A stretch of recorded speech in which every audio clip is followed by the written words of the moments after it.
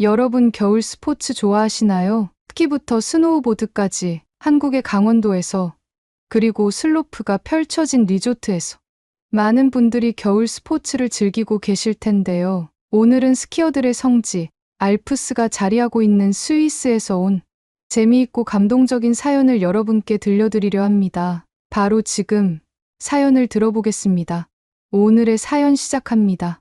안녕하세요. 저는 스위스 동부의 다보스 인근에서 작은 숙소를 운영하고 있는 레아 슈타이너라고 합니다. 제 숙소는 스키와 스노보드를 즐기려는 관광객들에게 인기가 많아요. 특히 다보스는 세계적으로 유명한 스키 리조트와 겨울 스포츠로 사랑받는 곳이라 겨울 시즌에는 숙소가 꽉 차곤 하죠. 저희 숙소는 큰 호텔처럼 화려하지는 않지만 아늑하고 편안한 분위기로 고객들에게 좋은 평가를 받고 있습니다. 제가 사연을 보내는 이유는 저희 작은 숙소가 주변의 대형 호텔보다 매출이 급상승했기 때문이에요. 그리고 저희 매출을 급상승시켜준 특별한 이유가 바로 한국의 문화라서 여러분께서 들으신다면 좋아하실 것 같아 이렇게 사연을 보냅니다. 때는 작년 스키 시즌이 시작될 무렵, 이 평범했던 숙소 운영에 작은 변화를 가져다 준 특별한 손님들을 맞이했습니다. 바로 한국에서 온 4명의 백패커였어요. 그들은 유쾌하고 활기차 보였으며 스키를 즐기기 위해 다보스에 왔다고 했습니다. 일행 중 한 명이 다소 서툰 독일어로 우리가 6일간 머물고 싶은데 가능하냐고 물어왔고 저는 흔쾌히 가능하다고 답했죠.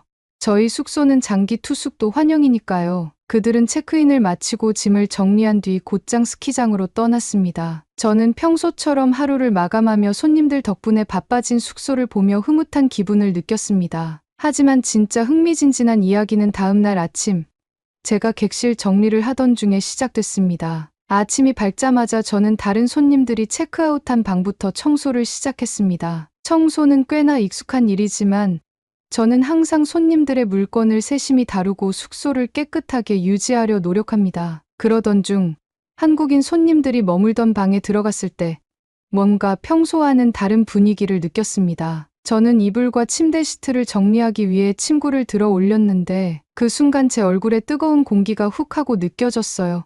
평소와는 전혀 다른 강렬한 열감이었죠. 이게 뭐지? 라는 생각이 순간적으로 들었어요. 방 안은 기본 난방이 잘 되어 있었는데도 불구하고 침대 위에서 느껴지는 열기는 정말 예상 밖이었거든요. 침대 위를 자세히 살펴보니 겉보기엔 단순한 매트 같은 물건이 깔려 있었습니다. 길쭉하고 얇은 형태의 약간 부드러운 천 소재로 덮여 있었죠. 저는 그 물건에 손을 살짝 얹어봤습니다. 그러자 손바닥으로 전해지는 따뜻함이 고스란히 느껴졌습니다. 숙소 내부는 충분히 따뜻했지만 그 물건에서 나오는 열기는 뭔가 달랐어요. 이게 대체 뭘까? 라는 생각이 점점 더 깊어졌습니다. 처음엔 난방이 부족하다고 느낀 손님들이 추가로 무언가를 가져온 것일 거라 생각했어요. 하지만 방 자체의 온도는 충분히 따뜻했기에 그런 의문은 금세 사라졌죠. 저는 이 물건의 정체가 너무나도 궁금했습니다. 혹시 한국에서 온 특별한 물건인가? 라는 추측도 들었고요. 마음속에서 자꾸만 호기심이 커졌지만 손님들의 사적인 물건이니 함부로 만지거나 더 자세히 조사할 순 없었습니다. 그래서 결심했죠. 스키장에서 돌아온 한국인 손님들에게 직접 물어보자고요. 그들이 가져온 물건이 대체 무엇이고 왜 사용하고 있는지 알고 싶었습니다. 객실 정리를 끝내고 나니 이 물건에 대한 생각이 머릿속을 떠나질 않았어요. 이게 정말 한국에서만 쓰는 특별한 물건이라면, 아니면 어떤 최신 기술이 들어간 제품이라면, 우리 숙소에 이런 물건이 있다면 손님들에게 더 좋은 경험을 선사할 수 있지 않을까 하는 상상까지 하게 되었죠. 그리고 드디어 그날 저녁 한국인 손님들이 스키장에서 돌아왔습니다. 그들은 하루 종일 스키를 탄 뒤라 그런지 땀에 젖은 얼굴로 웃고 있었어요. 체크인을 도와드릴 때와 똑같이 밝고 친절한 모습이었죠. 저는 방 정리를 하며 발견한 물건에 대해 조심스럽게 물어봤습니다. 혹시 제가 오늘 방 정리를 하다가 본 침대 위에 매트 같은 물건이 어떤 건지 알 수 있을까요? 그들은 제 질문에 잠시 놀란 듯한 표정을 지었지만 금세 웃으며 대답해 주었습니다. 아, 그거요? 한국에서 가져온 온열 매트예요. 요즘 한국에서는 꽤 흔한 물건이랍니다. 온열 매트라는 말을 처음 들어본 저는 당연히 더 궁금해질 수밖에 없었어요. 그래서 이어서 물었죠. 그런데 방이 이미 따뜻한데 왜 굳이 그런 매트를 깔고 주무세요? 그러자 그들은 제게 미소를 지으며 이렇게 말했습니다. 그건 단순히 방을 따뜻하게 하기 위해서가 아니에요. 한국에는 온돌 문화라는 게 있어요. 운동이나 활동을 마친 뒤 따뜻한 바닥에 몸을 지지며 피로를 풀고 근육을 이완시키는 게 한국 사람들에겐 자연스러운 문화거든요. 이 매트는 그런 온돌 문화를 현대화한 제품이에요. 침대 생활을 하더라도 온돌처럼 따뜻한 경험을 느낄 수 있도록 만든 거죠. 그 순간 저는 온몸에 전율이 일었습니다. 이런 문화가 있다니. 단순히 난방의 문제를 해결하는 물건이 아니라 사람들에게 따뜻함과 편안함을 선사하는 물건이라니 정말 신선하다는 생각이 들었어요. 한국인 손님들의 설명을 듣고 나니 그 온열 매트라는 물건이 더욱 신비롭게 느껴졌습니다. 스위스의 난방 방식과는 전혀 다른 한국만의 독특한 문화가 녹아있는 물건이라니요. 저는 그들에게 물었습니다. 혹시 제가 직접 써봐도 될까요? 물론 불편하시다면 괜찮습니다. 그러자 손님 중 한 분이 웃으며 말했습니다. 사장님, 그럼요. 내일 저희가 스키장에 나갈 때 한번 사용해 보세요. 분명 사장님도 마음에 드실 거예요. 하루 종일 숙소 일을 하시느라 피로가 많으실 텐데 이 매트가 몸을 풀어줄 거예요. 그들의 친절한 권유에 저는 감사하며 기대감을 품었습니다. 온열 매트를 직접 경험할 수 있다니 호기심과 설렘이 뒤섞인 마음이었죠. 다음 날 아침 하우스키핑을 하러 각 방을 돌던 저는 손님들이 제안한 대로 한국인 손님들의 방으로 향했습니다. 그들은 이미 스키장으로 떠난 상태였고 방 안은 조용했습니다. 침대 위에는 어제 제가 본 그 온열 매트가 깔려 있었죠. 조심스럽게 매트 위에 누워봤습니다. 처음엔 평범하게 따뜻할 거라 생각했는데 제 예상을 훨씬 뛰어넘는 경험이 펼쳐졌습니다. 매트에서 전해지는 열기는 단순히 따뜻함 그 이상이었어요. 열기가 제 피부에 직접 닿는 것처럼 느껴졌고 곧 몸 전체로 스며들기 시작했죠. 특히 저는 숙소 일을 하며 허리와 다리에 피로가 자주 쌓였는데 이 매트 위에 누워있으니 근육이 점점 이완되고 풀리는 기분이 들었습니다. 마치 온몸이 녹아내리는 듯한 편안함이 느껴졌습니다. 그 따뜻함은 단순히 물리적인 열기가 아니라 제 마음까지도 따뜻하게 감싸주는 것 같았어요. 이런 따뜻함이라니 저는 매트 위에서 느껴지는 독특한 감각에 완전히 빠져들고 말았습니다. 이건 스위스에서 흔히 사용하는 난방 방식과는 차원이 달랐습니다. 스위스의 난방은 주로 공간 전체를 데우는 방식이어서 방 안의 공기가 따뜻해지는 데 중점을 둡니다. 하지만 온열 매트는 몸에 직접 열기를 전달해 주니 훨씬 실질적으로 따뜻하다는 느낌이 들었어요. 20분쯤 매트 위에서 몸을 녹이다가 결국 저는 자리에서 일어나야 했습니다. 비록 짧은 시간이었지만 매트가 주는 따뜻함과 편안함은 평소 느끼던 피로를 잊게 할 정도였습니다. 이거 정말 대단한 물건이야. 저는 스스로 감탄하며 방을 정리하고 나왔습니다. 그날 저녁 한국인 손님들이 스키장에서 돌아왔을 때 저는 그들을 반갑게 맞으며 진심으로 말했습니다. 이 온열 매트 정말 대단한 물건이에요. 저는 지금껏 이런 따뜻함을 느껴본 적이 없어요. 이런 물건이 있다는 걸 알려주셔서 정말 감사합니다. 그러자 손님 중 한 분이 웃으며 대답했습니다. 사장님, 다행히 마음에 드셨다니 기쁘네요. 이게 한국에선 꽤 흔한 물건이에요. 한국 사람들에게 따뜻한 바닥에서 몸을 지지는 건 아주 자연스러운 습관이거든요. 따뜻한 바닥에서 몸을 지진다고요? 저는 처음 듣는 말에 놀라 물었습니다. 그는 고개를 끄덕이며 말을 이어갔습니다. 네, 사장님. 한국에는 온돌 문화라는 게 있어요. 전통적으로 바닥을 데워 따뜻하게 하는 방식인데요. 운동이나 활동을 마친 뒤에 바닥에 몸을 기대며 피로를 푸는 게 한국 사람들에겐 익숙한 생활이에요. 온열 매트는 그런 온돌 문화를 현대적으로 재해석한 거죠. 침대 생활을 하는 현대인들도 바닥에서 느끼는 따뜻함을 경험할 수 있도록 만든 제품이에요. 그들의 설명을 듣고 저는 또 한 번 놀랐습니다. 한국인들이 단순히 방의 온도를 높이기 위해 이 매트를 사용하는 것이 아니라 그들의 삶과 문화 속에서 비롯된 독특한 생활 방식이라는 것을 깨달았거든요. 저는 그들에게 더 많은 질문을 던졌습니다. 그럼 이 온열 매트를 사용하면 운동 후에 피로도 풀리고 몸이 더 편안해지는 건가요? 손님은 미소 지으며 말했습니다. 맞아요. 사장님, 저희도 스키를 타고 돌아온 뒤에는 이 매트를 사용하면서 몸을 풀곤 해요. 한국에서는 특히 겨울철에 이런 따뜻함이 없으면 삶이 좀 힘들어진다고 할 정도로 중요한 부분이에요. 그들의 이야기를 들으면서 저는 한 가지 결심을 하게 되었습니다. 이 온열 매트를 숙소 전체에 도입하면 어떨까? 매트가 손님들에게 더 따뜻하고 편안한 경험을 선사할 수 있다면 제 숙소는 지금보다 훨씬 더 사랑받는 공간이 될 수 있을 거란 확신이 들었죠. 그날 밤, 저는 인터넷으로 온열 매트를 대량 주문하기로 마음먹었습니다. 해외 배송이 가능한 사이트를 찾아냈고 숙소 모든 객실에 깔아둘 만큼의 매트를 주문했어요. 클릭 한 번으로 이루어진 일이었지만 그 결정이 제 숙소에 얼마나 큰 변화를 가져올지 그땐 몰랐습니다. 온돌 문화라니 정말 놀라워. 한국 사람들은 생활 속에서 따뜻함을 이렇게 중요하게 생각하는구나. 저는 그렇게 한국 문화에 대한 호기심과 존경심을 품게 되었습니다. 온열 매트가 도착한 것은 주문을 한 지 3주쯤 지난 후였습니다. 제가 운영하는 작은 숙소에는 총 10개의 객실이 있었고 모든 객실 침대에 온열 매트를 깔아두기로 했죠. 매트가 도착하자마자 저는 설레는 마음으로 설치를 시작했습니다. 매트를 먼저 침대 매트리스 위에 깔아두고 침대 커버를 씌웠습니다. 그리고 온열 매트의 전선과 조절 다이얼을 침대 옆 협탁에 고정시켰습니다. 매트의 전원을 켜고 몇 초가 지나자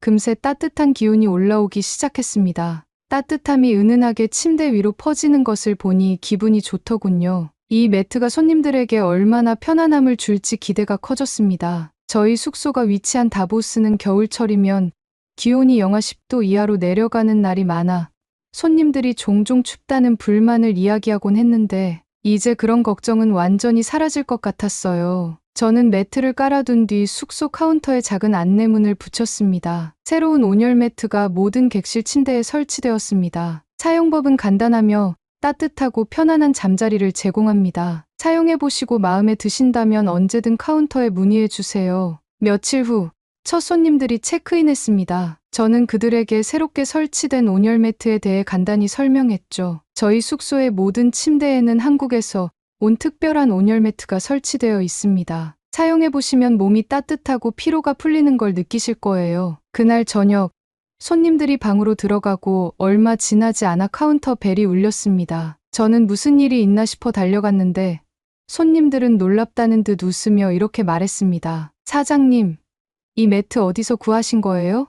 정말 대단해요. 침대에서 이렇게 따뜻함을 느껴본 건 처음이에요. 그 말을 듣는 순간 저는 가슴이 두근거렸습니다. 온열 매트가 손님들에게 좋은 인상을 남기고 있다는 걸 실감했으니까요. 손님들은 매트를 구매할 수 있는 방법을 물었고 저는 한국의 온열 매트가 특별한 이유와 어떻게 구매할 수 있는지 알려드렸습니다. 시간이 지나면서 온열 매트에 대한 손님들의 반응은 더욱 뜨거워졌습니다. 체크아웃할 때마다 손님들은 저에게 매트를 어떻게 구입해야 하느냐고 묻거나 이 숙소는 정말 독특하다는 칭찬을 아끼지 않았죠.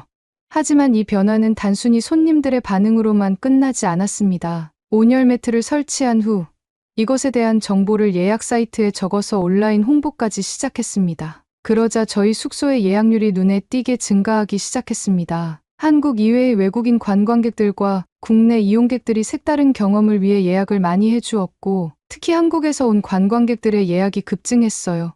다보스 스키장을 찾는 손님들은 모두 따뜻한 침대의 만족감을 드러냈고 심지어는 중간중간 숙소에 돌아와 몇 분간 따뜻함을 느끼며 피로를 푸시고 다시 스키를 타러 나가시는 분들도 많아졌어요. 그리고 한국인 손님들은 숙소의 온열 매트가 한국의 온돌 문화를 떠올리게 한다며 감탄하곤 했습니다. 어느 날 저녁, 스키를 마치고 숙소로 돌아온 한국인 손님 한 분이 카운터에 들러 말을 걸어왔습니다. 그는 미소를 지으며 물었습니다. 사장님, 혹시 한국의 온돌 문화를 알고 계신 거예요? 저는 웃으며 대답했습니다. 네. 사실 처음에는 잘 몰랐어요. 그런데 이전에 오셨던 한국 손님 중에 온열 매트를 챙겨오신 분이 계셨어요. 그분이 이 매트를 설명하면서 한국의 온돌 문화에 대해서도 이야기해 주셨거든요. 한국에서는 피로가 쌓였을 때 따뜻한 바닥에 몸을 지지면서 몸을 풀어주는 문화가 있다고 하더라고요. 굉장히 흥미로웠어요. 제 말을 듣던 그는 감탄하며 고개를 끄덕였습니다. 정말 대단하시네요. 사장님. 저희 온돌 문화를 이렇게 알고 계시다니 놀라워요. 게다가 사장님 덕분에 이렇게 수천 킬로미터나 떨어진 스위스에서 온돌의 따뜻함을 느낄 줄은 정말 몰랐어요. 이 온열 매트를 침대에 설치해 주신 덕분에 매일 편안하게 잠을 잘 수 있었어요. 너무 감사합니다. 그의 진심 어린 감사에 저는 오히려 더 뭉클해졌습니다. 아니에요.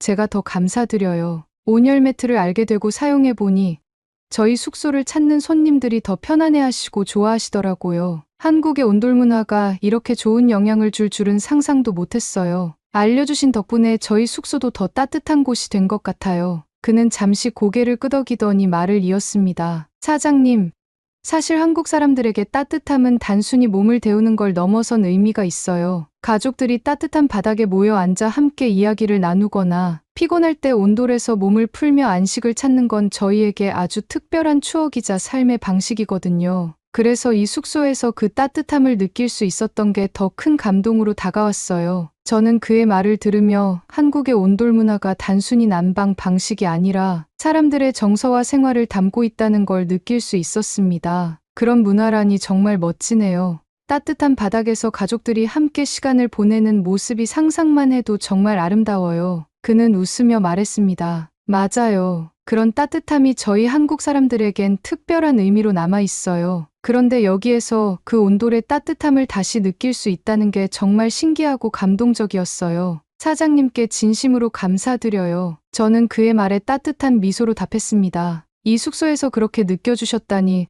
제가 오히려 더 감사하네요. 앞으로도 더 많은 분들이 이곳에서 따뜻함을 느낄 수 있도록 노력하겠습니다. 그는 깊이 고개를 숙이며 다시 한번 감사 인사를 건넸고, 저는 그와의 대화를 통해 온열 매트가 단순한 물건을 넘어 사람들에게 감동을 줄 수 있다는 것을 깨달았습니다. 작은 변화가 이렇게 깊은 울림을 줄 줄은 정말 몰랐습니다. 하지만 저희 호기심은 여기서 끝나지 않았습니다. 저는 문득 한국의 온돌 문화의 기원과 그 원리가 궁금해졌어요. 스위스에도 바닥 난방 방식이 있지만 한국의 온돌은 무엇이 그렇게 특별한 걸까? 그날 밤, 저는 인터넷을 뒤지며 한국의 온돌 문화에 대해 조사하기 시작했습니다. 그리고 놀라운 사실을 알게 되었습니다. 한국의 전통 온돌은 단순히 바닥을 따뜻하게 데우는 것이 아니라 열을 효과적으로 보존하며 난방비를 절약할 수 있도록 설계된 방식이었습니다. 스위스의 난방 방식은 공간 전체를 데우는 데 중점을 두지만 한국은 잔여를 바닥에 오래 남기는 방식으로 효율성을 극대화했더군요. 특히 전통 온돌은 바닥재 자체가 열을 흡수하고 서서히 방출하면서 오랫동안 따뜻함을 유지할 수 있게 만들어졌다는 점에서 정말 인상 깊었습니다. 이런 한국의 난방 철학이 현대의 온열 매트로 재해석되었다니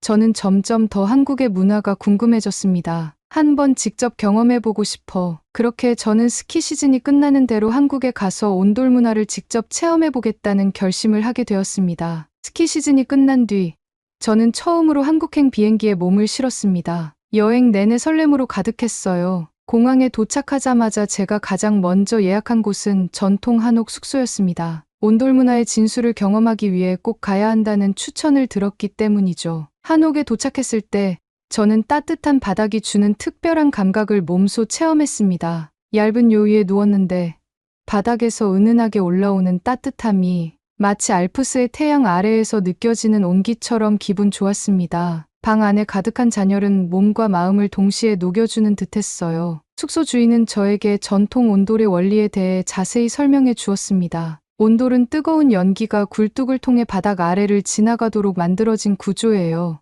열기가 바닥재에 스며들어 오랫동안 따뜻함을 유지하게 하죠. 그래서 전기가 없던 옛날에도 한국 사람들은 겨울을 따뜻하게 보낼 수 있었답니다. 그 말을 듣고 저는 감탄했습니다. 스위스의 바닥 난방 방식과 비슷하면서도 한국은 잔열을 보존하는 방식을 통해 효율적으로 에너지를 사용한다는 점이 놀라웠습니다. 전통 한옥에서의 경험을 마치고 저는 현대식 건물에 있는 온돌 난방을 체험하러 갔습니다. 찜질방이라 불리는 곳은 휴게실에서부터 전기로 가동되는 온돌 시스템을 볼 수 있었죠. 전통 방식이 현대 기술과 결합해 얼마나 편리하고 효율적으로 발전했는지를 직접 확인할 수 있었습니다. 게다가 한국인들이 열로써 피로를 푼다는 것을 찜질방의 각 열기방들을 보고 알았습니다. 평소 스위스에서 많이 즐기는 습식 사우나로 구성된 방이 아니라 정말 뜨거운 열기가 있는 방들로 건식 사우나라고 하더라고요. 그중 불가마라는 방은 문을 열자마자 전해져 오는 열기에 저는 바로 뒷걸음질을 쳤습니다. 한국인 여성분들이 깔깔 웃으시는 모습에 저도 덩달아 웃으며 제대로 된 한국의 뜨거운 맛을 체험하였습니다. 며칠간의 여행 동안 저는 한국의 온돌 문화에 완전히 매료되었습니다. 여행 마지막 날, 저는 온돌 시스템에서 사용하는 특별한 바닥재에 대해 알게 되었어요. 이 바닥재는 열을 흡수하고 오랫동안 유지하며 난방비를 절약하는 데 큰 역할을 한다고 했습니다. 저는 곧바로 메모를 하며 생각했죠. 이 바닥재를 스위스에서 도입한다면 어떨까? 스위스로 돌아온 후 저는 작은 실험을 해보기로 했습니다. 숙소에 2개 객실을 선택해 한국에서 배운 잔열 보존 바닥재를 설치하고 온열 매트를 추가로 배치했습니다. 그리고 이번 스키 시즌이 시작될 때 온라인에 특실이라는 이름을 추가로 붙이고 온돌과 온열 매트가 함께 있는 방이라는 정보를 공유하였어요. 그러자 그 2객실은 순식간에 예약이 가득 찼습니다. 놀랍게도 그 방을 예약한 손님들 대부분이 한국인이었습니다. 그들은 입을 모아 말했죠. 사장님, 정말 감사합니다. 여기서 이렇게 따뜻한 온돌의 느낌을 다시 받을 줄은 몰랐어요. 너무 감동적이에요. 저는 그 말을 들으며 다시 한번 깨달았습니다. 따뜻함은 단순히 온도의 문제가 아니었어요. 그것은 사람들이 서로를 이해하고 문화를 공유하며 마음을 나눌 수 있는 특별한 경험이었죠. 이제 저는 제 숙소를 찾는 모든 손님들에게 한국의 온돌 문화를 소개하며 이 특별한 경험을 나누고 있습니다. 그리고 늘 말합니다. 한국의 따뜻함은 정말 특별해요. 여러분도 그 온기를 느껴보세요. 그렇게 작은 숙소였던 제 공간은 이제 세계의 따뜻함을 이어주는 다리 같은 곳이 되었습니다. 이번 스키 시즌에는 모든 방의 예약이 마감되었습니다. 여러분께서 스위스 다보스의 스키장을 방문하실 때 한번 들려주시면 최선을 다해서 모시겠습니다. 한국, 정말 감사합니다. 오늘의 사연은 여기까지입니다. 저도 오늘 온열 매트에 몸 좀 지져야겠어요. 여러분도 오늘의 사연을 듣고 온몸의 피로가 풀리길 바래요. 최근 독감과 코로나가 다시 기승을 부리고 있습니다. 실내와 실외의 온도차가 극심한 만큼 건강에 유의해야 될 것 같아요. 목 건강이 독감과 코로나의 가장 좋은 예방법이라고 합니다. 마스크는 필수로 착용하시는 게 좋다고 하며 목을 마르게 하는 차나 커피는 조금 참고 충분한 물을 섭취하여 목을 항상 촉촉하게 유지해주는 것이 좋다고 해요. 여러분이 아프지 않고 항상 건강하길 진심으로 바랍니다. 그리고 오늘의 이야기가 마음에 드셨다면 구독, 좋아요 부탁드리겠습니다. 다음엔 더 좋은 사연으로 여러분을 찾아뵙겠습니다. 시청해 주셔서 감사합니다. 여러분, 반려동물을 키워본 적 있으신가요? 세상에서 가장 순수하고 따뜻한 눈으로 주인을 바라보며 충성스러운 친구가 되어주는 존재. 저는 그 사랑을 너무도 잘 알고 있습니다. 오늘은 호주에서 날아온 감동적인 사연을 여러분께 들려드리려고 합니다. 바로 지금 사연을 들어보겠습니다. 오늘의 사연 시작합니다. 안녕하세요. 저는 호주의 한적한 시골 마을에서 조용히 살아가고 있는 평범한 주부 로라 앤더슨입니다. 우리 부부에게는 몇 년 동안 키워왔던 소중한 반려견 미키가 있었습니다. 미키는 작은 슈나우저였고 우리 가족의 일원이었죠. 매일 아침이면 저를 깨우러 왔고 산책하는 시간만큼은 그 누구보다 행복해 보이던 미키. 하지만 미키는 나이가 들어 결국 제 곁을 떠나 하늘나라로 가게 되었습니다. 그 빈자리란 이루 말할 수 없을 만큼 컸습니다. 집안 곳곳에 남아있는 미키의 흔적, 미키가 사용하던 방석, 먹던 그릇, 산책을 나갈 때 쓰던 목줄까지 모든 것이 그대로였지만 그 주인은 사라졌어요. 저도 남편도 며칠간은 아무 말도 하지 못했습니다. 마치 숨 쉬는 것조차 무겁게 느껴졌습니다. 시간이 흐르고 남편은 이런 제 모습을 보다 못해 조심스럽게 말했습니다. 여보, 강아지 한 마리를 더 키우는 건 어떨까? 싫어. 제 대답은 단호했습니다. 미키를 잃고 느낀 그 상실감과 고통은 다시 겪고 싶지 않았어요. 다른 강아지를 키운다 한들 언젠가 그 친구도 떠날 텐데 저는 그 미래의 이별이 두려웠습니다. 그렇게 몇 달이 흘렀습니다. 여느 때처럼 평범한 하루였습니다. 남편과 함께 마트에 장을 보고 나와 차를 향해 걷던 중 어디선가 작은 소리가 들려왔습니다. 처음에는 귀를 의심했어요. 이 조용한 시골 마을에서 들리는 작은 울음소리, 강아지 울음소리 같은데 남편과 저는 귀를 기울였습니다. 분명히 들리는 어린 동물의 애처로운 울음소리. 남편이 주위를 둘러보며 소리가 나는 방향을 찾았고 우리는 큰 도로 근처 쓰레기통으로 다가갔습니다. 가까이 가서 쓰레기통 내부를 살펴보니 신문지 더미에 덮여져 있는 무언가가 꿈틀거리고 있었습니다. 남편이 조심스레 쓰레기통에서 꺼내 신문지를 걷어냈을 때 그 속엔 태어난 지 얼마 되지 않은 작은 강아지가 있었습니다. 아직 눈도 제대로 뜨지 못한 강아지가 차가운 공기에 떨며 울고 있었어요. 그 순간 제 심장이 덜컥 내려앉았습니다. 세상에 이 작은 생명을 어떻게 여기 버리고 간 거야? 남편은 강아지를 들어 품에 안았습니다. 손바닥만 한 작은 몸이 꼼지락거리며 살기 위해 발버둥 치는 모습에 눈물이 날 뻔했어요. 남편이 제게 강아지를 보여주며 말했습니다. 그냥 두면 죽어. 우리가 데리고 가자. 응. 하지만 저는 고민에 빠졌습니다. 또 한 번 이 작은 생명을 키우고 나면 언젠가 헤어져야 할 텐데 그 상실감을 견딜 자신이 없었어요. 하지만 강아지의 목소리는 마치 절규처럼 들렸고 제 마음이 흔들리기 시작했습니다. 결국 저는 남편의 말에 고개를 끄덕이고 말았습니다. 그래, 데려가자. 저는 남편에게 강아지를 받아 감싼 뒤 차를 탔습니다. 남편은 운전석에 타지 않고 다시 마트로 향했습니다. 시간이 흐른 뒤 마트에 들어갔던 남편은 강아지에게 줄 우유와 사료를 사왔습니다. 저희는 출발했고 차 안에서 저는 작은 강아지를 품에 안고 체온을 덮여주었어요. 작은 생명이 제 품 안에서 서서히 잠들기 시작했는데 그 모습이 너무도 안쓰러웠습니다. 마트에 CCTV 있잖아. 강아지를 여기 버린 사람을 꼭 찾아달라고 요청했어. 이런 짓을 한 사람은 반드시 처벌을 받아야 해. 남편의 목소리엔 분노가 가득했어요. 정말 그렇습니다. 이 차가운 날씨에 어린 강아지를 버린 건 용서받을 수 없는 일입니다. 그렇게 우리는 작은 강아지와 함께 집으로 돌아왔습니다. 집에 도착하자마자 남편은 예전에 미키가 사용하던 방석을 다시 꺼내어 새 가족을 위해 준비했습니다. 작은 몸을 방석 위에 내려놓자마자 강아지는 깊은 잠에 빠졌습니다. 오랜 시간 추위에 떨었던 탓에 안심이 되었는지 평화로워 보였어요. 남편이 강아지를 위한 음식을 준비하며 말했습니다. 내일 동물병원에 데리고 가보자. 건강부터 체크해야지. 그날 밤 저는 잠들지 못했습니다. 방석 위에서 잠든 작은 강아지를 보며 여러 가지 생각이 머릿속을 스쳤습니다. 이 아이를 데려온 건 잘한 일일까? 언젠가는 또 우리 곁을 떠날 게 분명한데 그 슬픔을 다시 겪고 싶진 않아. 미키를 떠나보냈을 때의 그 감정이 다시 찾아올까 두려웠습니다. 하지만 오늘 이 작은 생명을 외면했다면 저는 평생 후회했을지도 모릅니다. 이렇게 우리 부부의 삶에는 뜻밖의 새 생명이 찾아왔습니다. 다음 날 아침, 남편과 저는 아침 일찍 새로 데려온 강아지를 데리고 도시로 향했습니다. 우리가 사는 시골 마을에는 동물병원이 없었기에 1시간이나 차를 타고 인근 도시까지 나가야 했어요. 운전하는 남편 옆에서 저는 조심스럽게 강아지를 품에 안고 있었죠. 아직도 작고 여린 몸이 제 품 안에서 느껴졌습니다. 강아지는 눈을 감은 채 조용히 숨을 쉬고 있었지만 이따금 작은 소리로 낑낑대며 몸을 움찔거렸어요. 그 소리가 어찌나 안쓰럽던지 문득 이런 생각이 들었습니다. 이 작은 아이가 어젯밤 추위에 얼마나 떨었을까? 아프지만 않았으면 좋겠다. 얼마나 무서웠을까?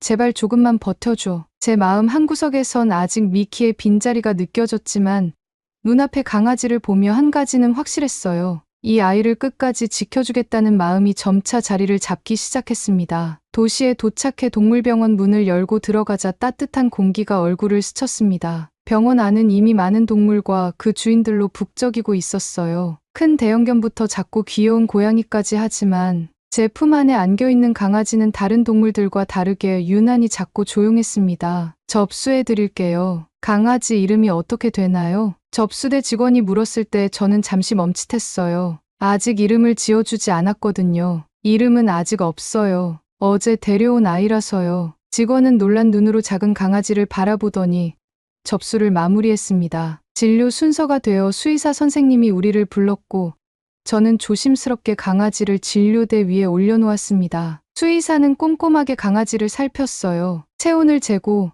심장 박동을 확인하고 턱을 쓰다듬으며 말을 이어갔습니다. 다행히 건강 상태는 괜찮습니다. 약간 저체온증이 있었을 테지만 지금은 정상 범위네요. 저와 남편은 안도하며 한숨을 내쉬었습니다. 수의사는 예방접종을 해주었고 복용해야 할 약을 처방해주며 어린 강아지를 저에게 안겨주었어요. 하지만 수의사는 강아지를 다시 한번 바라보며 고개를 갸웃거렸어요. 이 강아지 품종이 조금 애매하네요. 애매하다니요? 남편이 궁금하다는 듯 되물었고 수의사는 말했습니다. 호주에서 흔히 보는 종은 아닌 것 같아요. 외형이 독특한데 털이 짧고 귀가 축 늘어져 있네요. 아직 너무 어려서 성장해야 정확히 알 수 있을 것 같습니다. 종을 알기엔 이른 시기예요. 그 말을 듣자 저는 잠시 생각에 잠겼습니다. 분명 외모만 봐도 호주에서 자주 보던 개들과는 조금 다르게 생겼었거든요. 남편과 저는 수의사의 말을 들으며 어색하게 웃었죠. 그럼 이름이라도 지어줄까? 남편이 제게 물었고 저는 작은 강아지의 모습과 그날의 신비로움을 떠올리며 말했습니다. 미스테리하니까 테리라고 부르자. 테리. 미스테리에서 따온 의문의 생명. 잘 어울리네. 남편은 제 순간적인 발상에 소리내어 웃었고 수의사도 미소를 지으며 말했습니다. 좋은 이름이네요, 테리.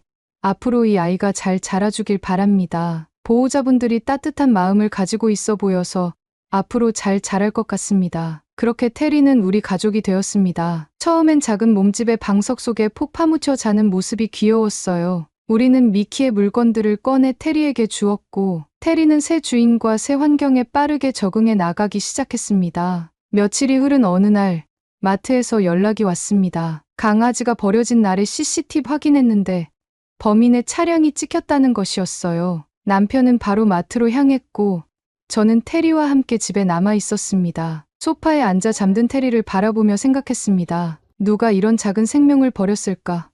이유가 뭐든 용서할 수 없어. 잠시 후 남편이 돌아왔습니다. 얼굴엔 환한 기색이 역력했어요. 어떻게 된 거야? CCTV에 뭐가 나왔어? 제가 다급하게 묻자 남편은 차분하게 말했어요. 범인을 잡았어. 경찰이랑 같이 그 사람을 찾아서 신문했어. 대체 왜 그랬대? 이유가 뭐야? 남편이 전해준 이야기는 정말 기가 막혔습니다. 그 사람은 사모예드를 키우고 싶어 인터넷에서 브리더를 알아보고 강아지를 입양했다고 했어요. 그런데 막상 강아지를 계속 보다 보니 털이 짧고 사모예드처럼 복실복실하지 않자 인터넷으로 이와 비슷한 품종을 찾아보기 시작했대요. 그러다 지금 테리와 아주 흡사한 새끼 강아지의 모습을 찾게 되었고 자신이 사기를 당했다고 생각했던 겁니다. 더 황당한 건 그 사람이 찾은 새끼 강아지가 한국에서 온 강아지라고 정보를 보자마자 마음에 들지 않았다는 거였어요. 한국에서 온 강아지는 키우기 싫어서 그냥 버렸대. 동양에서 온 강아지라서 기분이 나빴다나 뭐래나. 남편의 말이 끝나자마자 저는 분노로 온몸이 떨렸습니다. 그게 말이 돼? 이 작은 생명을 그런 이유로 버렸다고? 남편은 경찰과 함께 동행해서 신문했을 때 내용들을 들으며 자신도 분노에 차올랐지만 품종이 궁금해 물어봤다고 했습니다. 그 사람은 온라인에서 찾아본 강아지의 품종 한국의 진돗개일 가능성이 크다고 했습니다. 진돗개. 저는 그때 처음으로 진돗개라는 이름을 들었습니다. 들어보지 못한 낯선 품종의 남편은 이미 인터넷으로 찾아본 내용을 제게 말해주었습니다. 한국에서 유명한 개래. 똑똑하고 충성심이 강하대. 주인을 끝까지 지키는 개라더라. 그 말을 듣고 테리를 바라보았습니다. 똘망똘망한 눈으로 물을 마시던 테리가 저와 눈이 마주쳤어요. 하얀 털에 그윽하게 절 바라보는 검은 눈동자가 예뻐 보였습니다. 작은 몸집이지만 테리는 이미 우리에게 커다란 존재가 되고 있었어요. 그날 이후로 우리는 테리를 더욱 소중히 돌봤습니다. 처음에는 작고 약해 보였던 테리가 하루가 다르게 건강해지고 있었습니다. 잠시도 가만히 있지 않고 방 안을 뛰어다니는 모습, 꼬리를 흔들며 저를 따라다니는 모습은 미키와는 또 다른 행복을 가져다 주었습니다. 산책을 나가면 마을 사람들은 테리를 보고 귀엽다며 말을 걸곤 했어요. 이 아이 정말 귀엽네요. 무슨 종이에요?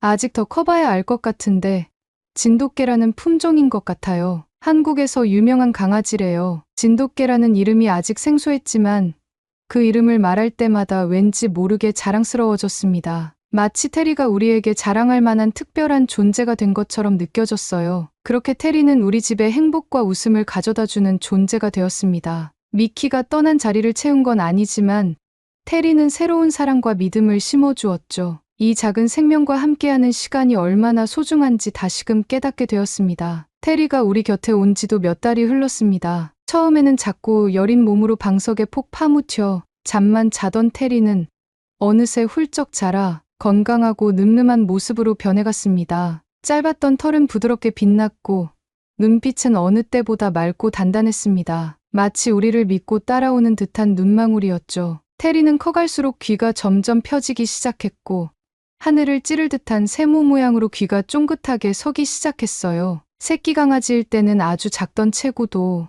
이제는 미키가 쓰던 방석이 작아질 정도로 체구도 커졌죠. 나날이 커가는 테리에 맞게 큰 방석과 테리라는 이름의 목줄도 사서 달아주었습니다. 테리와 산책을 나가면서 테리의 운동 능력이 더 커져가는 것을 볼 수 있었어요. 처음엔 아장아장 걷던 테리가 덩치가 커지며 날렵한 몸의 형태를 갖추고 난 후로는 오히려 목줄을 끌며 앞으로 나아가려고 했죠. 저는 가끔 테리에 감당할 수 없는 힘에 끌려다니며 산책을 즐기곤 했습니다. 그러던 어느 날 남편은 테리의 체력과 운동 능력을 키워주겠다며 마당에서 훈련을 시작했습니다. 간단한 명령어는 금방 이해했고 공을 던지면 놀라운 속도로 가져오는 모습에 저희 부부는 깜짝 놀라곤 했어요. 역시 우리 테리는 똑똑하구나. 남편이 흐뭇한 미소를 지으며 테리를 쓰다듬었고 저는 테리의 성장하는 모습을 보며 점점 더 깊은 애정을 느꼈습니다.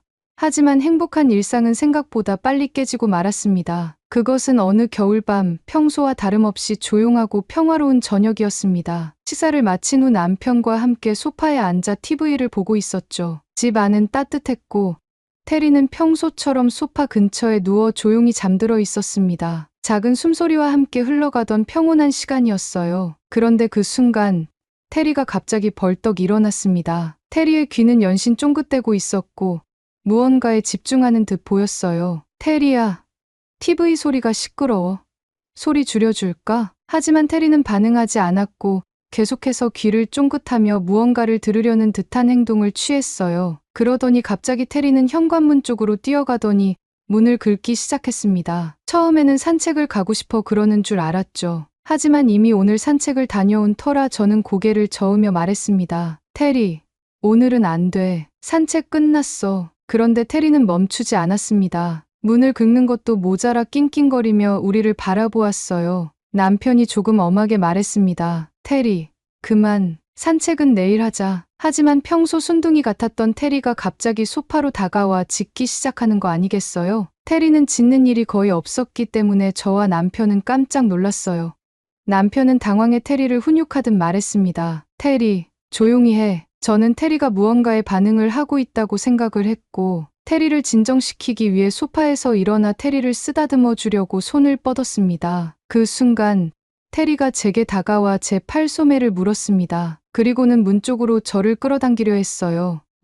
얘 왜 이래? 처음엔 산책을 위한 앙탈이라고 생각했지만 테리의 눈빛은 평소와 달랐습니다. 불안감과 다급함이 느껴졌어요. 그제야 저는 뭔가 이상하다는 것을 직감했습니다. 저는 테리가 이끄는 대로 현관문 앞으로 다가갔습니다. 현관 밖은 조용했고 저는 문을 조금 열고 밖을 살펴봤어요. 하지만 아무런 소리가 들리지 않았습니다. 테리, 아무것도 없잖아. 저는 현관문을 활짝 열며 테리에게 아무것도 없다는 것을 보여주려 했습니다. 그 순간 테리가 갑자기 밖으로 뛰쳐나가 달리기 시작하는 겁니다. 테리야! 저는 놀라 소리쳤고 남편은 제 목소리를 듣더니 급히 테리를 따라 나섰습니다. 남편은 테리를 붙잡으려 했지만 이미 늦었어요. 테리는 어디론가 힘차게 달리고 있었습니다. 테리가 달려나간 방향으로 남편은 먼저 뛰어갔고 저는 집에서 외투와 목줄을 챙겨 남편의 뒤를 따라 달리기 시작했습니다. 도대체 무슨 일이야? 남편과 테리가 달려간 방향으로 달려가기를 몇 분. 제 눈앞에는 여러 사람들이 무리지어 있었고 그들이 산책시키고 있던 개들의 울부짖음이 가득했습니다. 저는 남편과 테리를 찾기 위해 마을 주민들을 해치며 그들의 무리로 합류했습니다. 그리고 그곳에 펼쳐진 광경은 믿을 수 없는 것이었습니다. 3마리의 야생 들개들, 마치 늑대처럼 몸집이 크고 사납게 생긴 들개들이 공터 주변을 어슬렁거리며 마을 주민들을 경계하고 있었고 그 한가운데에는 어린 여자아이가 쓰러져 울고 있었습니다. 아이의 외투는 이미 들개들의 이빨에 물어뜯겨 너덜너덜했고 주변의 사람들은 겁에 질려 그저 멀리서 지켜보고만 있었어요. 그들이 데려온 대형견들은 들개들을 향해 짖고 있었고 긴박한 상황이 대치되고 있었습니다. 저는 놀란 마음을 움켜쥐고 테리와 남편부터 찾았어요. 그리고 마을 사람들 앞쪽에 테리를 끌어안고 달래고 있는 남편을 만날 수 있었죠. 테리는 연신 들개들을 향해 지저대고 있었고 남편은 그런 테리를 진정하게 하려고 테리를 붙잡고 달래고 있었습니다. 그때였습니다. 들개들 중 한 마리가 테리를 향해 으르렁대며 앞으로 나섰고 나머지 2마리는 주위를 맴돌며 상황을 주시했습니다. 긴장감이 고조되는 순간 한 마리의 들개가 갑자기 사람들에게 방향을 틀었습니다. 들개는 으르렁대며 주변에 있던 마을 사람들을 위협했고 공포에 질린 사람들은 뒷걸음질치기 시작했습니다. 그 순간 들개의 시선이 남편에게로 향했습니다. 여보, 조심해. 제가 소리치기도 전에 들개가 남편을 향해 돌진했습니다. 남편은 순간적으로 테리를 안고 몸을 돌려 자신의 등을 들개에게 내주었습니다. 들개가 남편의 등에 뛰어올라 남편을 물려고 했고 남편은 그런 들개들을 뿌리치기 위해 몸을 뒤틀기 시작했습니다. 그 순간 평소 순하던 테리가 포효하듯 소리치며 들개를 향해 돌진했습니다. 테리는 온몸을 날려 남편을 공격하는 들개의 몸통에 부딪혔고 그 충격에 들개가 남편의 등에서 떨어졌습니다. 저는 화들짝 놀라며 테리를 다시 붙잡으려고 했지만 남편은 저를 막아섰습니다. 테리는 본격적으로 들개들과의 대치가 시작된 것이었죠. 저는 어떻게든 테리를 데려오려고 몸부림쳤습니다. 미키를 떠나보낸 것처럼 테리를 떠나보내고 싶지 않았기 때문입니다. 소리를 치며 테리를 불렀고 남편은 뛰쳐나가려는 저를 계속 막으며 그러다 로라 당신이 다쳐. 차라리 내가 데리고 올게. 진정해. 라고 말하며 저를 말렸습니다. 마을 주민들은 그런 모습을 보며 도베르만과 피프를 데리고 이 광경을 지켜보던 견주에게 소리쳤습니다. 테리를 도와줄 수 있게 개들을 풀어줍시다. 같이 공격해야죠. 하지만 견주들은 자신의 개가 다치는 것이 싫다고 하며 그 자리를 황급히 떠나기 시작했습니다. 일촉즉발의 상황, 3마리의 들개들은 이제 테리만을 주시했습니다. 긴장감이 맴돌았고 저와 남편은 테리가 다칠까봐 가슴이 조여왔어요. 그런데 그때 테리가 천천히 움직이며 들개들의 주의를 자신에게 집중시키기 시작했습니다. 테리는 재빠르게 앞으로 움직였다가 다시 뒤로 물러서며 들개들을 교란했습니다. 들개들은 테리의 움직임에 맞춰 몸을 이리저리 틀었고 그 사이 쓰러진 여자아이와의 거리가 점점 멀어지는 것을 저는 캐치했습니다. 주변의 마을 주민들도 테리의 영리함에 놀라며 말했습니다. 테리가 들개들과 아이의 거리를 벌리고 있어. 아이를 구할 준비를 해. 테리는 가끔 공격적인 위협을 가하며 들개들을 도발하기 시작했고 들개들은 점점 크게 짖으며 테리에게 으르렁대며 다가가기 시작했죠. 그렇게 점점 아이에게서 멀어지는 들개들의 무리를 보며 누군가 소리쳤습니다. 지금이야. 아이를 구해. 마을 사람들이 테리의 움직임을 지켜보며 아이에게 달려들었고 결국 여자아이를 안전하게 공터 밖으로 옮길 수 있었습니다. 여자아이는 부모님에게 안겨 울음을 터뜨렸고 부모님들은 마을 주민들의 보호 아래 후방으로 빠졌습니다. 하지만 테리는 그 순간에도 여전히 들개들과 대치하고 있었습니다. 여보, 이제 우리 테리를 구해야 해. 이러다 테리가 죽겠어. 저는 남편을 향해 호소했고 남편은 주변 마을 남자들에게 같이 들개를 쫓아낼 무기를 챙겨와 달라고 부탁했습니다. 그 순간 들개들이 큰 소리로 짖으며 테리에게 한꺼번에 달려들었습니다. 제 심장은 터질 듯이 뛰었고 눈물이 멈추지 않았어요. 테리야, 안 돼. 어서 피해. 하지만 제 눈앞에 믿을 수 없는 광경이 펼쳐졌습니다. 테리는 물러서지 않았고 자신의 날렵한 움직임으로 그들의 공격을 피했습니다. 그러다 재빠르게 방향을 틀어 들개 한 마리의 목덜미를 물고 날렵하게 움직이며 반격했습니다. 목덜미를 물린 들개는 깨갱대기 시작했고 자신의 친구를 구하려는 듯 나머지 들개들은 테리를 공격하려고 움직이고 있었습니다. 그때 멀리서 사이렌 소리가 들리기 시작했습니다. 멀리서 구조대가 오고 있었어요. 저는 남편과 황급히 구조대 차량에 손을 흔들며 빨리 오라고 소리쳤습니다. 구조대가 도착하고 구조대원들이 현장이 어디냐고 물었습니다. 저는 제발 테리를 구해달라고 소리쳤습니다. 그런데 그때 마을 사람들이 환호하기 시작했습니다. 저는 그 소리에 다시 테리가 있는 곳으로 달려갔습니다. 그리고 저는 도저히 믿겨지지 않는 순간을 목격하게 되었습니다. 바닥에는 들개 중 한 마리가 목에서 피를 흘리며 가쁜 숨을 쉬며 널브러져 있었고 그 옆에는 테리가 가쁜 숨을 쉬며 앉아 저를 쳐다보고 있었습니다. 테리의 하얀 털이 피와 먼지로 얼룩져 있었고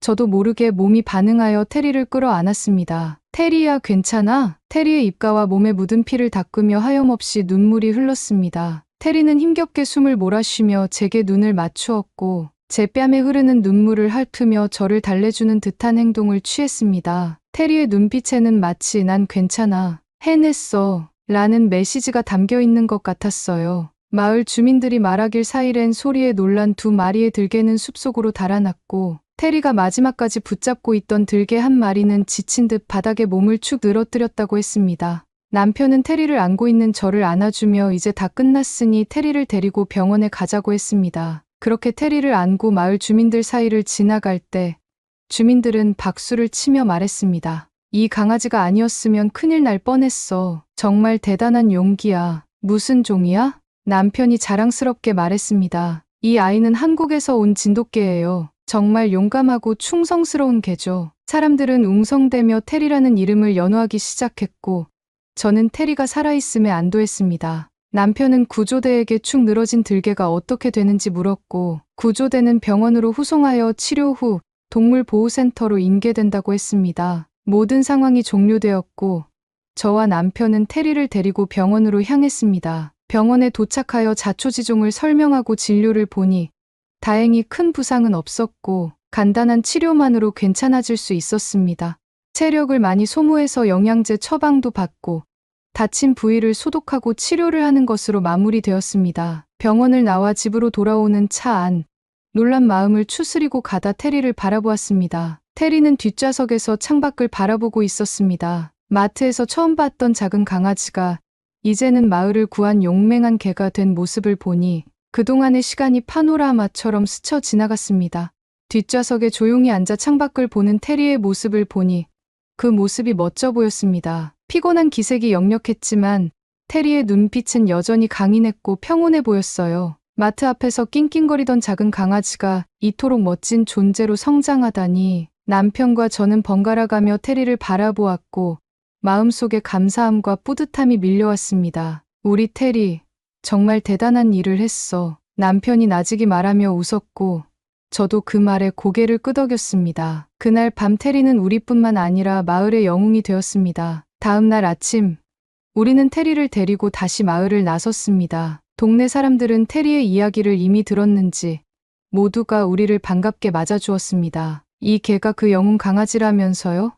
정말 대단하네요. 이름이 뭐라고요? 테리. 한국에서 온 진돗개라던데. 진돗개라니 정말 똑똑하고 용감하던데요? 테리가 없었으면 정말 큰일 날 뻔했어요. 마을 사람들의 칭찬과 박수에 테리는 꼬리를 흔들며 조용히 제 옆에 서 있었습니다. 마치 무슨 일이 있었냐는 듯 순한 눈빛을 하고 있었지만 사람들은 여전히 감탄을 금치 못했어요. 아이의 부모님도 테리에게 감사 인사를 전하러 찾아왔습니다. 정말 고맙습니다. 테리가 아니었다면 우리 딸이 어찌 되었을지 테리야. 정말 고마워. 그 말에 저는 다시금 테리에게 고마운 마음이 밀려왔습니다. 테리는 사람을 살리기 위해 위험을 무릅쓴 세상에 둘도 없는 용감한 강아지였습니다. 며칠 후 테리와 함께 마을의 작은 산책로를 걷고 있었습니다. 겨울바람이 불어와 차가웠지만 제 마음은 그 어느 때보다 따뜻했어요. 테리는 한결같이 제 옆을 따라 걸었고 때때로 주변을 살피며 고개를 돌리곤 했습니다. 산책 중 마을 사람들이 다시 한번 테리를 보며 말을 걸었습니다. 안녕, 테리. 오늘따라 테리가 더 잘생겨 보이네요. 한국에서는 진돗개가 천연기념물이라던데? 정말 귀한 개네요. 그 말을 들으니 테리가 더욱 특별하게 느껴졌습니다. 시간이 흘러도 테리와 함께하는 일상은 늘 행복했습니다. 집 마당에서 남편과 함께 공을 던지며 놀 때면 테리는 환하게 웃는 얼굴로 열심히 뛰어다녔고 때로는 조용히 제 곁에 앉아 평온한 시간을 보내곤 했습니다. 한 번은 제가 몸이 좋지 않아 하루 종일 누워 있었을 때 테리가 제 옆에 가만히 앉아 저를 지켜보았습니다. 테리는 마치 제가 괜찮아질 때까지 곁을 지켜주겠다는 듯 말없이 그 자리에 있었습니다. 테리야, 너는 정말 우리 가족의 일부구나. 그날 저는 미키를 떠올리며 잠시 눈물을 흘렸지만 테리가 제 손을 핥으며 마치 괜찮아요. 제가 있잖아요. 라고 말하는 것 같았습니다. 남편도 테리에게 큰 애정을 쏟았습니다. 마당에서 훈련하는 모습을 마을 사람들이 볼 때마다 자랑스럽게 테리가 그때 들개들에게 공격받는 저를 구해주었어요. 정말 대단한 녀석이지 않아요? 라고 말하며 너스레를 떨었다고 해요. 저는 그 말을 듣고 문득 이런 생각이 들었습니다. 이 작은 생명이 처음 버려졌을 때 외면했다면 남편이 다쳤을지도 몰라. 처음에는 미키를 떠나보낸 상실감에 또 다른 이별이 두려워 거절했지만 테리를 품에 안았을 때 제 마음속의 어둠은 조금씩 빛으로 바뀌었습니다. 그리고 지금 테리는 우리에게 다시 한번 가족의 소중함과 사랑을 알려주고 있습니다. 집에 돌아와 진돗개에 대해 인터넷으로 찾아보았습니다. 진돗개는 한국의 토종견으로 한국에서 천연기념물로 지정되어 보호받고 있었습니다. 예로부터 충성심과 지혜를 가진 개로 유명했고 사냥개로서도 뛰어난 능력을 자랑했죠. 충성심이 강하고 주인을 위해 목숨도 바친 사례들도 수없이 많이 적혀 있었어요. 충성심이 강하고 용감한 사냥개. 그 문장을 읽는 순간 테리가 어린아이를 구하기 위해 목숨을 걸었던 그날 밤의 모습이 떠올랐습니다. 그동안 테리는 단순한 반려견이 아니라 우리를 지키기 위해 찾아온 운명 같은 존재였던 거죠. 그 사실을 알게 되니 한국이라는 나라와 그 문화를 향한 감사함이 마음속 깊이 밀려왔습니다. 한국에서 이렇게 훌륭한 품종을 지켜와 준 덕분에 오늘 우리가 테리라는 존재를 만날 수 있었던 거니까요. 테리는 오늘도 여전히 우리 곁에 있습니다. 강아지였을 때는 작고 여렸지만 이제는 늠름하고 든든한 모습으로 우리를 지켜주는 가족이 되었어요. 아침마다 테리는 저를 깨우러 오고 산책할 때는 언제나 제 옆을 따라 걸으며 세상을 탐험합니다. 남편은 말합니다. 테리와 함께라면 어디든 갈 수 있을 것 같아. 그 말에 저도 웃으며 고개를 끄덕입니다. 하늘나라에 있는 미키가 우리를 보고 있다면 이렇게 말할 것 같아요. 이제 나 대신 테리가 너희를 지켜줄 거야. 테리는 단순한 강아지가 아닙니다. 우리 가족을 구한 영웅, 그리고 평생을 함께할 소중한 친구입니다. 오늘의 사연은 여기까지입니다. 테리의 감동적인 이야기처럼 여러분의 소중한 반려동물 이야기를 댓글로 함께 나눠주세요. 최근 독감과 코로나가 다시 유행하고 있다고 합니다. 코로나 변형체가 추위에 적응을 했다는 학설도 제기된 만큼 조심해야 할 것 같습니다. 그리고 외부와 내부 공기의 온도차가 달라서 독감에 걸리기 쉬운 목 상태가 유지된다고 해요.